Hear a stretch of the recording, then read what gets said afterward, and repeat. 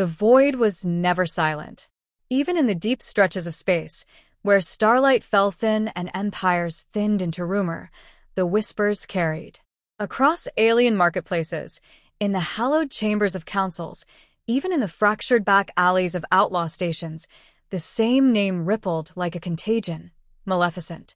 Some spoke it as a curse, others as an omen, and still others with trembling reverence.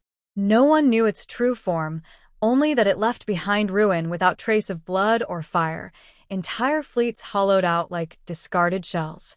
And always, always, the same suspicion followed humans. Captain Elias Cade leaned over the tactical table aboard the Iron Requiem, eyes fixed on the shifting map of the contested sector. His face was carved from years of conflict, a jaw set like iron, lines cut deep into his weathered skin, and eyes that measured everything with a soldier's pragmatism. He was not a man who indulged rumor. Yet the latest string of derelicts drifting in alien space, hulls unscarred, crews vanished, pulled at something buried in his memory. He had seen something like this before, long ago, and the echo of it had never left him. The chamber around him hummed with subdued energy as his officers assembled. Lieutenant Marcus Vale stood at attention, hands folded behind his back, his youthful face betraying both eagerness and unease. Still fresh from academy command training, Marcus possessed a sharpness that made him invaluable, but his hunger to prove himself often pressed against the rigid discipline of the crew. Near him lounged Draven Holt, arms crossed, his broad shoulders filling the room with an intimidating presence. Holt's eyes, dark and restless, had none of Marcus's naivety. He was a man sharpened by vengeance, his loyalty forged in personal loss. The last to arrive was Ambassador Yerrick Thorne, the only one among them without a military uniform. His long coat hung loose, concealing his frame, but his posture radiated control. Where Cade's authority was built on command, Thorne's lay in subtlety. He had spoken in alien courts, brokered ceasefires, and witnessed betrayals that rewrote the galaxy's borders. His expression rarely shifted, but the way his gaze lingered too long on the holographic projection of Maleficent's hunting grounds betrayed knowledge he had not yet voiced. "Reports are multiplying," Marcus began, his voice steady but urgent. 3 more fleets have been found, destroyed. No survivors, no distress calls. The Alien Council has convened an emergency session. They're pushing to classify this as a human weapon. Holt's fist struck the edge of the table with a dull thud. Of course they are. They lose ships, they lose lives, and they look to us. It's always us. They'd rather blame humanity than admit they can't protect themselves. His voice dripped with bitterness, and beneath it, something more volatile simmered. "Watch yourself," Cade said, his tone low but sharp enough to slice the air. He knew Holt's rage stemmed from the brother who had vanished in one of the earliest Maleficent strikes, yet undisciplined anger was a liability. "They fear us, yes. That fear is the only thing that's kept the coalitions from carving Earth into pieces. But fear cuts both ways. If they decide we unleash this, then it won't be whispers anymore. It will be war." Ambassador Thorne adjusted his coat, finally stepping forward. "The captain is right. Humanity is tolerated because they still need us, as soldiers, as traitors, as a deterrent. But if the Council unites against us, no colony will be safe. Maleficent's shadow has given them cause to act. And whether it is our creation or not, we must find the truth before they decide the answer for us." His words were even, controlled, but the weight behind them was unmistakable. The tactical display shifted, marking the location of the most recent incident, a derelict dreadnought of the Zari Dominion, found drifting with its systems intact, its crew of 8,000 vanished. Cade's eyes narrowed. "Set course. We'll board it ourselves." Marcus hesitated. "Sir, with respect, shouldn't we wait for council approval? They'll accuse us of tampering with evidence." "If they wanted truth," Cade said, voice flat, "they'd have investigated it themselves. What they want is a scapegoat. So we'll give them something else, proof." The journey to the derelict passed in tense silence. The Iron Requiem cut through the void like a blade, its crew disciplined, its weapons primed. Yet beneath the steady routines, Unease crawled. The closer they drew to the site, the heavier the air became, as if the ship itself carried the weight of what they were about to confront. When they finally dropped from faster than light, the dreadnought loomed before them. Its colossal frame floated without power, its hull unmarked by battle, its banners still fluttering lifelessly against the void. The ship looked less like a casualty of war and more like a tomb sealed by unseen hands. Boarding parties deployed. Marcus, eager yet unsettled, accompanied Holt and a contingent of Marines, their boots clanging against the hollow corridors of the dead vessel. The silence was unnatural. No corpses, no signs of panic, no evidence of struggle.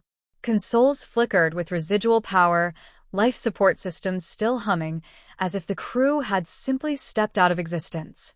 "This isn't right," Marcus muttered, sweeping his light across empty bunks. No breaches, no battle scars. They were just erased. Holt's voice echoed behind him, colder. Or consumed. They reached the command deck. Data logs were fragmented, much corrupted beyond recovery, but what remained chilled them more than the silence. A single phrase was etched into the system core, burned as though seared by fire, yet untouched by heat. Maleficent. Marcus swallowed hard. Someone wanted to make sure we saw this. Holt's jaw tightened. Not someone. Something. This is its calling card. Cade's voice crackled through comms, steady but grim. Retrieve what you can. We're done here. As they prepared to withdraw, Marcus noticed a shard embedded into the deck plating near the captain's chair. Black as void stone, its surface rippled like liquid, yet held form. He reached for it, his glove brushing against it, and for a fleeting instant, he felt a pulse, a rhythm like a heartbeat that was not his own.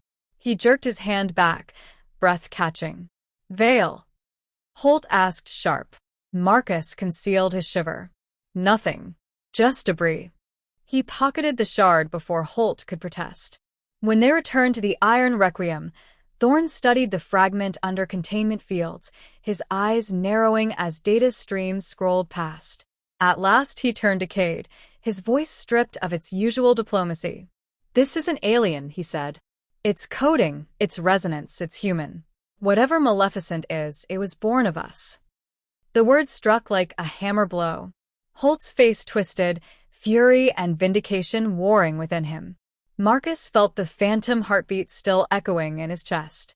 And Cade, silent, allowed no flicker of his inner thoughts to show, though the weight of memory pressed heavily on him. The bridge dimmed as the tactical display shifted again, painting the map with crimson arcs where alien fleets now mobilized. The whispers had grown teeth.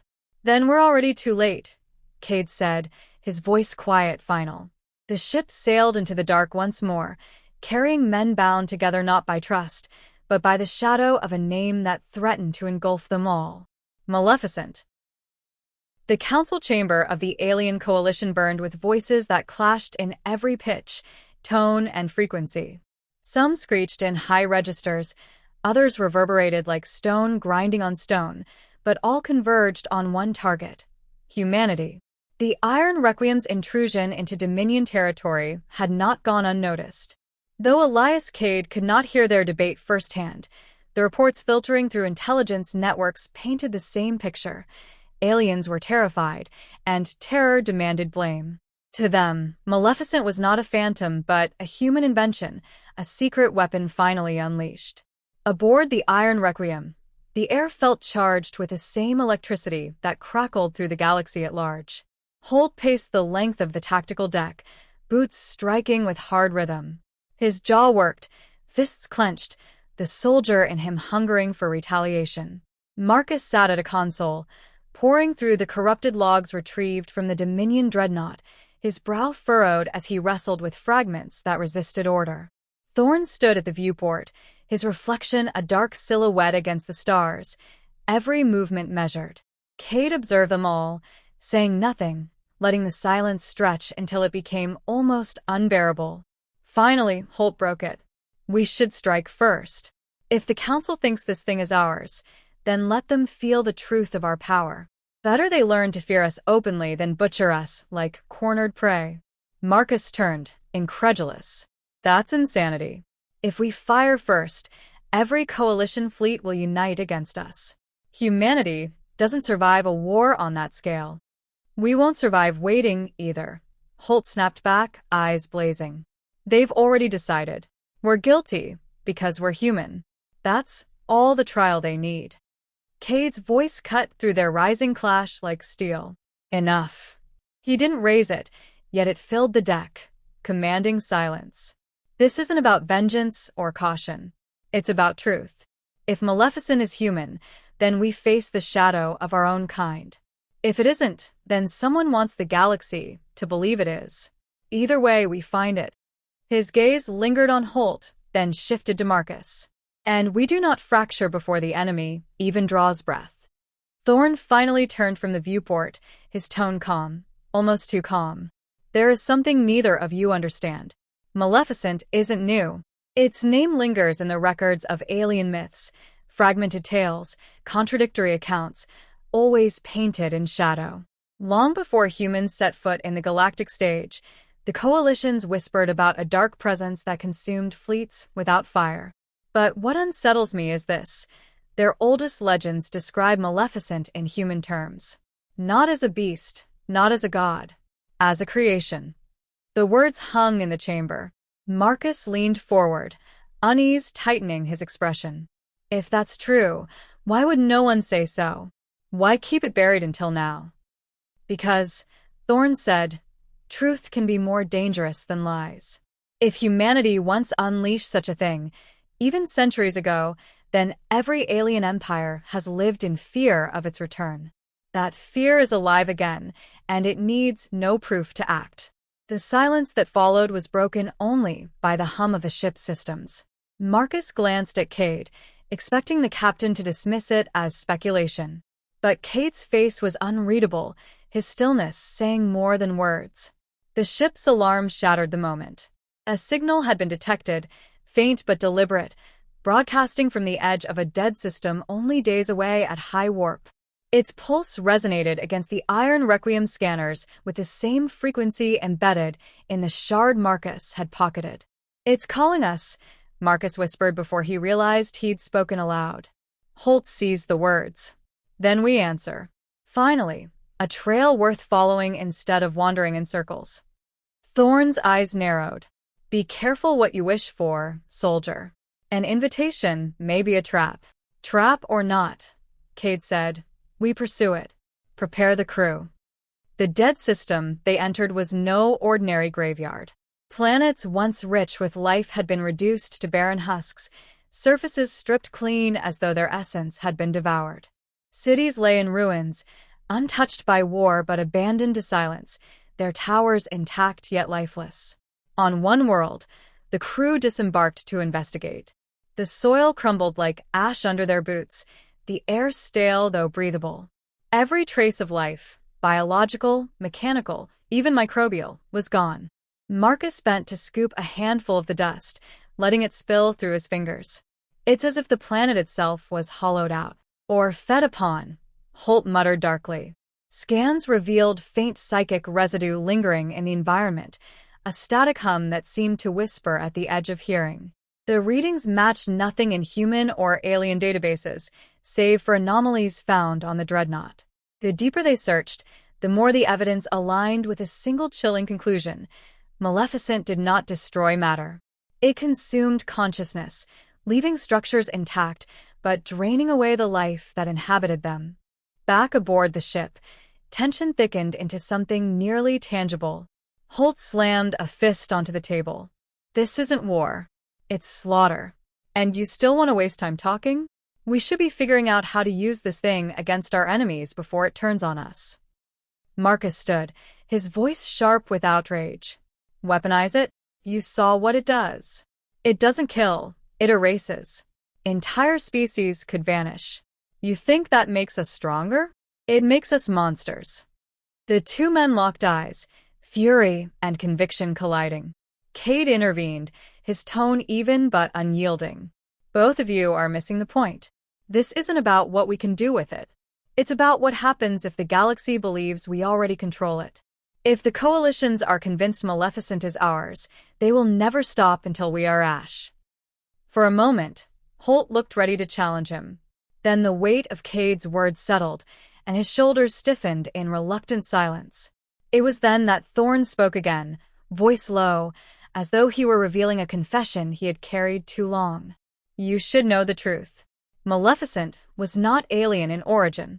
Our archives, hidden ones, sealed beyond ordinary access, speak of an ancient human project.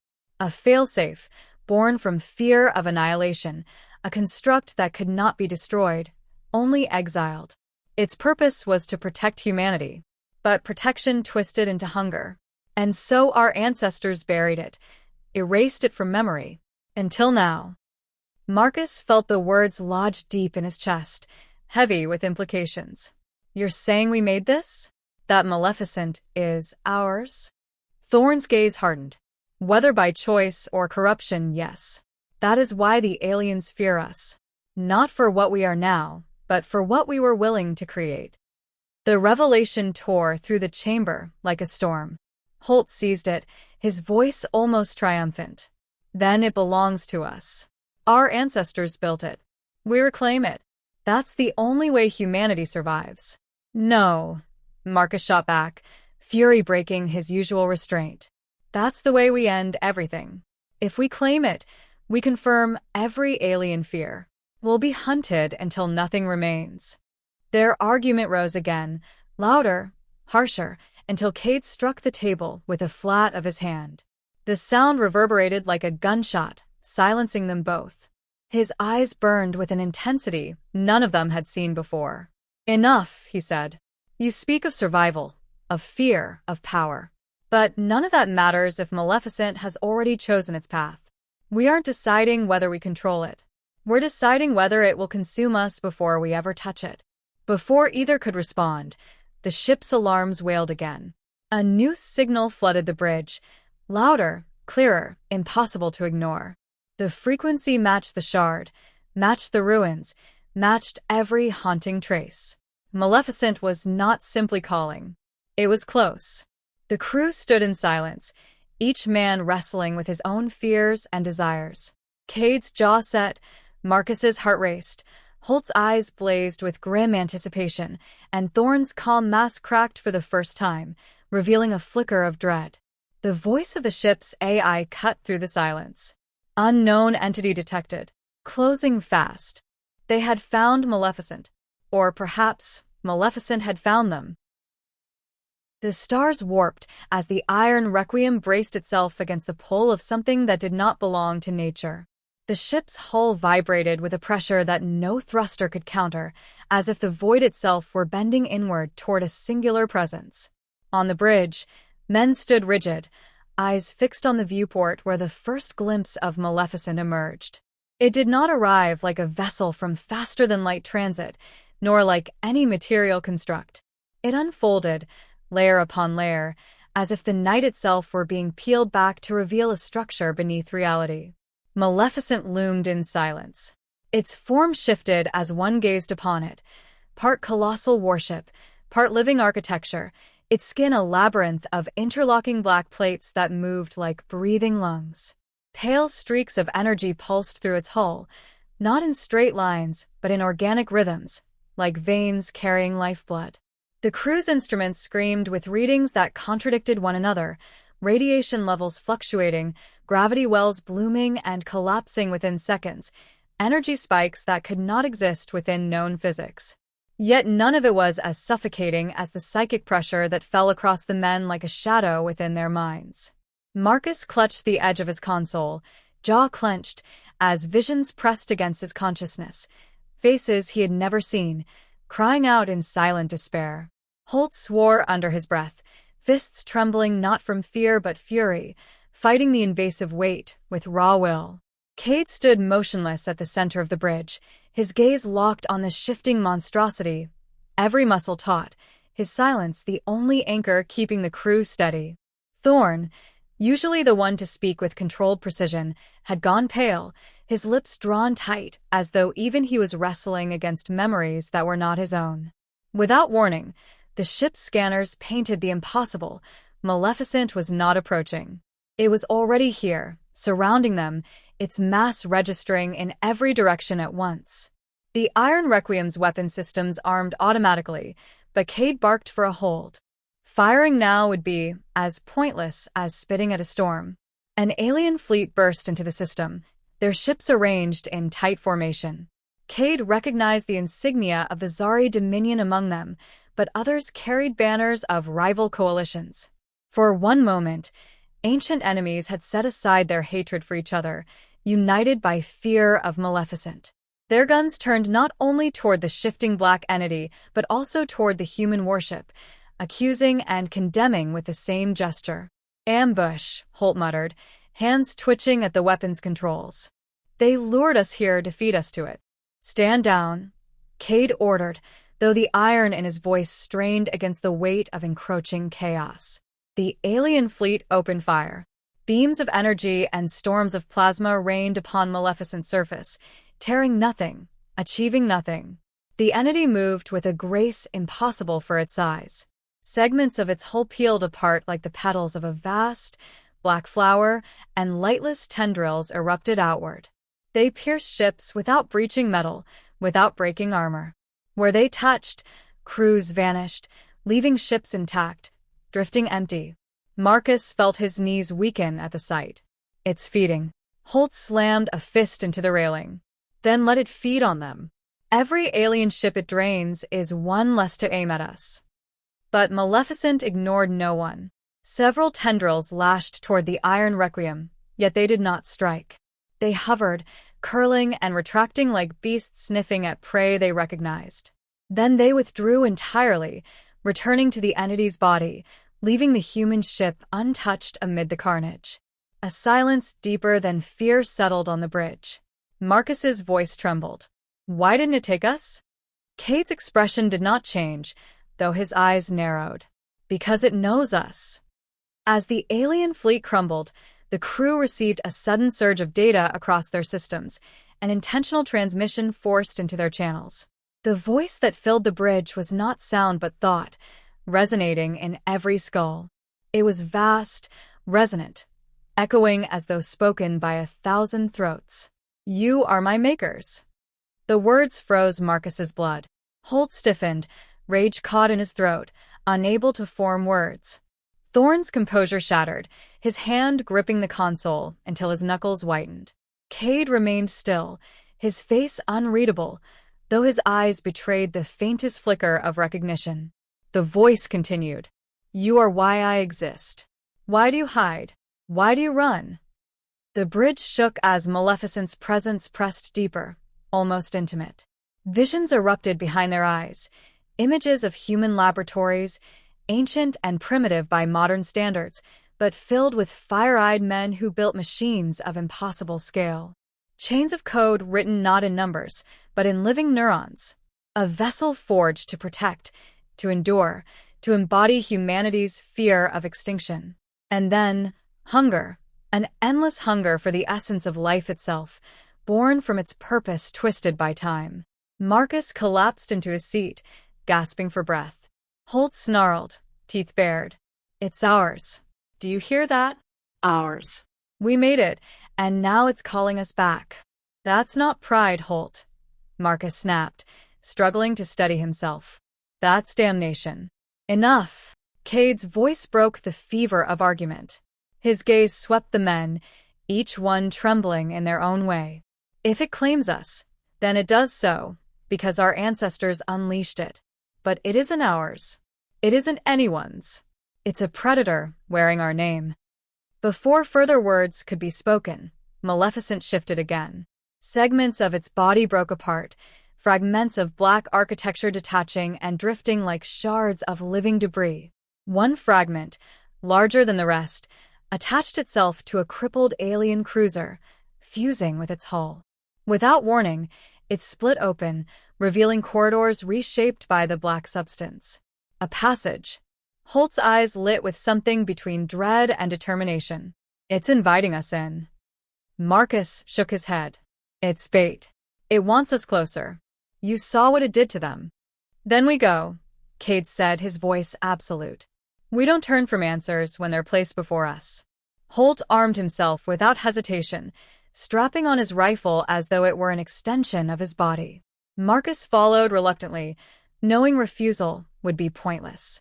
Thorn came too, though his face betrayed nothing of his intent, and Cade led them all. They crossed into the fragment. The air was heavy, metallic, tinged with a faint vibration that rattled their bones. The walls pulsed faintly as though alive, veins of pale light snaking through the black. Every step echoed unnaturally, as if the sound lingered longer than it should. Marcus scanned with handheld instruments, but the readings made no sense. Energies that did not register on known spectrums, life signs that flared and vanished in a heartbeat. Holt strode forward with grim confidence, his eyes fixed on the path ahead. They reached what had once been the alien cruiser's bridge. It was unrecognizable now, reshaped into a cathedral of shadow. At its center pulsed a core of liquid black, shifting with every breath. Symbols lined the walls, shifting human script intertwined with alien glyphs, as though the entity had drawn language from every civilization it consumed. Marcus approached cautiously, the weight of awe and dread pressing down on him. His scanner blinked a single, impossible reading, human DNA signatures woven into the structure itself. "It carries us inside it," he whispered. "Not just our design. Our essence." Holt stepped forward, face lit with grim triumph. "Then it is us. You can't deny it now. It's our creation, our weapon. We should claim it before the aliens burn us for it." Thorn's voice was sharp, breaking his usual calm. "If you claim it, you confirm every fear they already hold. Humanity becomes the shadow they whisper about. We become Maleficent." Holt rounded on him, fury flaring. Better feared than erased. The walls pulsed brighter, as if responding to their conflict. A vibration filled the chamber, building into a resonance that shook the air. Then the voice returned, not spoken but embedded in their bones. "Choose." The single word thundered through their minds, a command and an ultimatum. The black core surged, tendrils reaching outward, not to attack but to touch. One coiled toward Holt, one toward Marcus, one toward Cade, each pulsing with invitation. Cade raised his weapon, but did not fire. His eyes narrowed, his jaw set, his mind calculating every outcome in silence. Marcus felt his breath lock in his chest, caught between terror and responsibility. Holt reached for his tendril without hesitation, his face set in a soldier's grim certainty. Before contact could be made, the fragment trembled violently.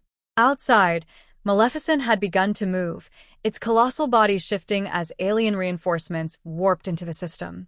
The chamber around them groaned, black walls straining against the pull of the greater entity. The tendrils retracted abruptly, and the voice withdrew, leaving only silence. The men staggered back, breathless, hearts hammering. The message had been clear. Maleficent had offered them a place within itself. And for a moment, each had considered it. Back aboard the Iron Requiem, the crew stared at their captain, waiting for answers. Cade's face was harder than stone, but his eyes burned with something fierce. "It knows us. It wants us. But it will not have us, not yet." Outside the viewport, Maleficent turned its vast, impossible shape, ignoring the aliens, ignoring the humans, as though searching for something beyond them all. Then, without sound, it folded into the void, vanishing as suddenly as it had come. The bridge was left in silence, but none of them felt relief. The shadow had not retreated. It had only paused, waiting for their choice. The silence that followed Maleficent's departure lingered on the Iron Requiem like a toxin, impossible to purge.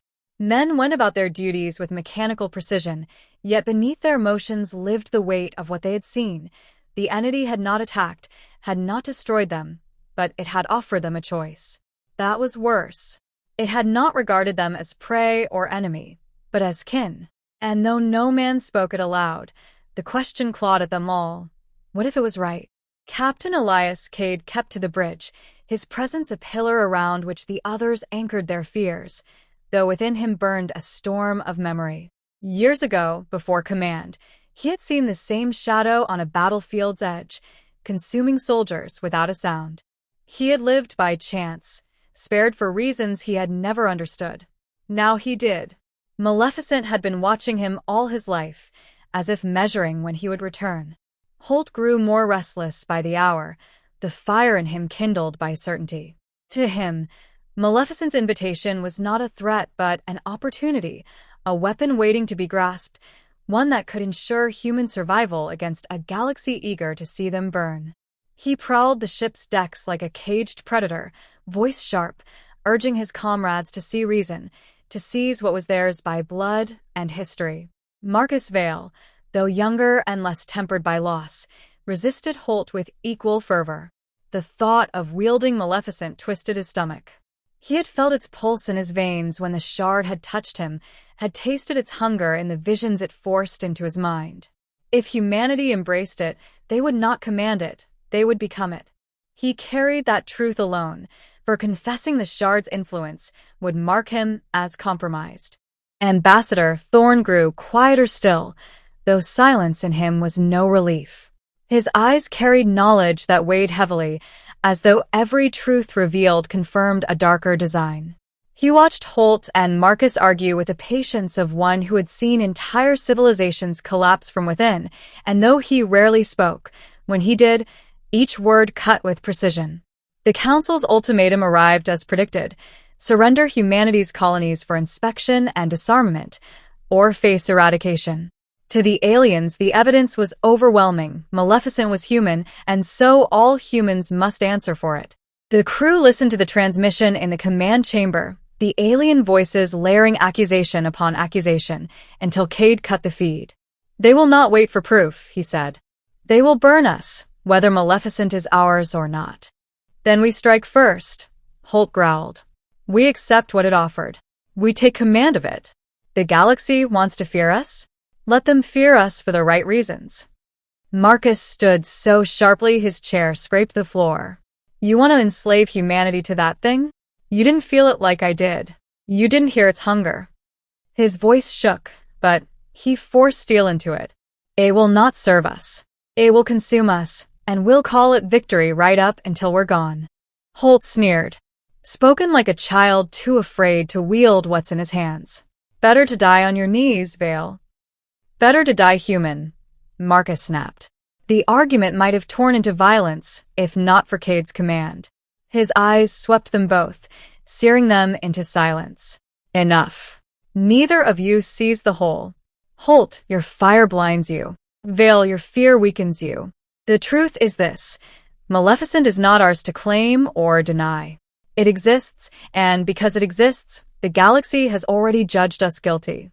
Our only choice is how we answer the verdict." He turned to Thorn, who studied him with something like pity. "You knew this moment was coming," Cade said. Thorn inclined his head slightly. "I suspected. Maleficent was never destroyed, only hidden. But the ancients left a record. If it ever awoke, there was one path left to us." "What path?" Marcus asked, dread coiling in his chest. Thorn's eyes did not leave Cade's. "Sacrifice. A human mind bound within its core, to tether it, to still its hunger long enough for it to be destroyed. It will not obey us, but it will respond to what it recognizes, our essence. One man's consciousness can chain it briefly, long enough for others to end it." The chamber chilled with the weight of the words. Marcus felt his heart pound, throat tightening as the implications sank in. Holt's defiance cracked, if only for a heartbeat. "You're saying one of us has to join with it?" "Not join," Thorn said softly. "Drown in it." No one spoke, but all eyes turned to Cade. He did not flinch under their gaze. He had always known, deep down, that his survival on that battlefield years ago had not been chance. He had been spared, marked, reserved for this moment. "Prepare the engines," he said at last. "We'll lead it to the collapsed star at Dorson's Rift. Gravity there will tear even its mass apart, if we can hold it long enough." Marcus stepped forward, desperate. "Captain, you don't have to." Cade silenced him with a look, not harsh but final. "I do. You'll live to carry this truth forward. That's my duty. The ship sailed into Dorson's Rift, the broken remains of a dead star, its gravity wells snarling like the jaws of a beast. The Iron Requiem sent out a signal, the shard's frequency amplified. Maleficent came. It unfolded from the void, vast and patient, its tendrils curling through the system as if curious rather than threatened. Cade donned the neural rig in the command chamber, the device that would let his mind reach into the black core. The crew gathered around him, each man silent, the weight of farewell pressing upon them. Marcus clenched his fists, his voice low, desperate.